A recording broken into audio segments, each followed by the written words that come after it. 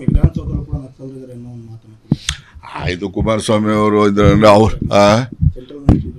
ಅಲ್ಲ, ಅವರು ಕುಮಾರಸ್ವಾಮಿ ಅವರು ಅಲ್ಲಿ ನಕ್ಸಲರು ಇರಬಹುದು ಅಂತಕ್ಕಂಥದ್ದು ಹೇಳ್ತಾರೆ. ಈ ಮಾವಿನ ಹಣ್ಣಿನೊಳಗಡೆ ಹುಳ ಸೇರ್ಕೊಂಡ್ಬಿಡ್ತದೆ. ಹುಳ ಎಲ್ಲ ಸೋಯ್ತು ಅಂತ ಏನಾದ್ರು ತೂತ ಇರ್ತದ? ತೂತ ಇರೋದೇ ಇಲ್ಲ. ಹಂಗೆ ನಕ್ಸಲರಿರಲಿ ಟೆರರಿಸ್ಟ್ ಇರಲಿ ಇವರೆಲ್ಲರೂ ಕೂಡ ಎಲ್ಲಿ ಯಾವಾಗ ಸೇರ್ಕೊಳ್ತಾರೆ ಅಂತ ಯಾರಿಗೂ ಗೊತ್ತಾಗಲ್ಲ. ಇಲ್ಲಿದ್ದಾರೆ ಅಂತ ಅವ್ರು ಹೇಳ್ಬೋದು, ರಾಜಕಾರಣಕ್ಕೋಸ್ಕರ ನಾವು ಅವರ ಆಫೀಸಲ್ಲೇ ಅವರೇ ಅಂತ ನಾವು ಹೇಳ್ಬೋದು. ಅದರಿಂದ ನಕ್ಸಲರು ಮತ್ತು ಟೆರರಿಸ್ಟ್ಗೆ ನಮ್ಮೆಲ್ಲರಿಗಿನ್ನ ಬುದ್ಧಿವಂತಿರ್ತಾರೆ ಅವರು.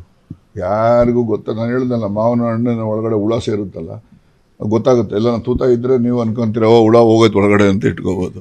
ಗೊತ್ತೇ ಆಗೋದಿಲ್ಲ, ನೀವು ಕಟ್ ಮಾಡಿದಾಗಲೇ ಗೊತ್ತಾಗೋದು. ಹಂಗೆ ಈ ಟೆರರಿಸ್ಟ್ದು ಅಷ್ಟೇ. ಅವರು ಸೇರಬೇಕು ಅಂದರೆ ಯಾವುದೇ ರೀತಿಯಲ್ಲ ಸೇರ್ತಾರೆ.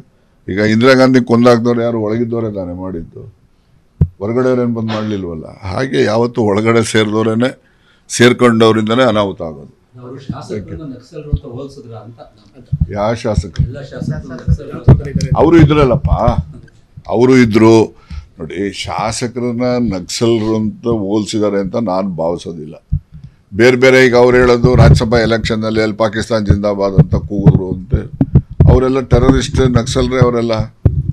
ನಾನು ಹೇಳೋದು ಅಂಥ ಸಂದರ್ಭನ ಗಮನದಲ್ಲಿಟ್ಕೊಂಡು ಅವ್ರು ಏನಾದ್ರು ಹೇಳಿರ್ಬೋದು. ಆದರೆ ಈ ಟೆರರಿಸ್ಟು ನಕ್ಸಲಿಟ್ಸು ಮತ್ತು ಯಾರು ಹಿಂಸೆಯನ್ನು ಪ್ರತಿಪಾದನೆ ಮಾಡ್ತಕ್ಕಂಥ ಜನ, ಅವರು ಯಾವಾಗ ಎಲ್ಲಿ ಸೇರ್ತಾರೆ, ಯಾವ ಥರ ಸೇರ್ತಾರೆ ಅನ್ನೋದ್ರ ಊಹೆನ ಯಾರು ಕೂಡ ಮಾಡಲಿಕ್ಕಾಗೋದಿಲ್ಲ.